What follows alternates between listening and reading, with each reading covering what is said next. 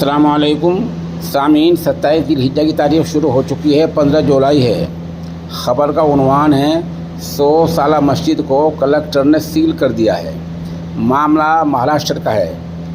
हम आपको कुछ वीडियो दिखाएंगे जिसमें अहले इस्लाम नमाज़ पढ़ते दिख रहे हैं। कुछ मस्जिद की, ये पुरानी मस्जिद है, उसकी तस्वीर दिखाएंगे। आप पूरी वीडियो देखें।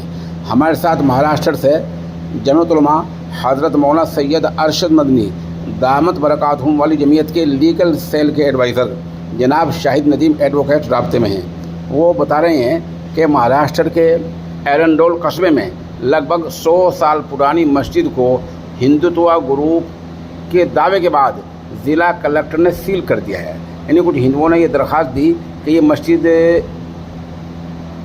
कोई पहली जो पुरानी इमारत ढाकर बनाई गई थी, इसलिए इसको हमें सौंपा जाए। महज इस दरख्वास्त की बुनियाद पर कलेक्टर ने मस्जिद को सील कर दिया है। मस्जिद इंतज़ामिया के निगरां ट्रस्ट ने फौरी तौर पर औरंगाबाद हाई कोर्ट से रुजू किया है और केस की फौरी समाअत की सुनने की दरख्वास्त के साथ ट्रस्ट ने मस्जिद में नमाज जारी रखने की इजाज़त मांगी है।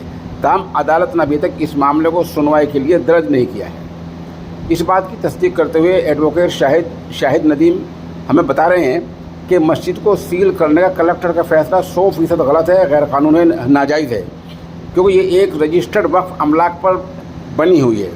कलेक्टर पर गैर मुनासिब तरीक़ा अपनाने का इल्ज़ाम लगाते हुए एडवोकेट मौसूफ कहते हैं कि वक्फ जायदाद से मुताल्लिक़ मामलात का वक्फ ट्रिब्यूनल के ज़रिए फ़ैसला किया जाना है।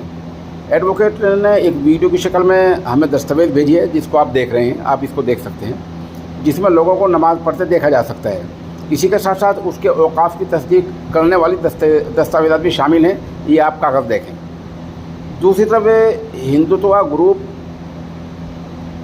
ने दावा किया है कि मस्जिद बानवारा ढांचे को गिराकर बनाई गई है।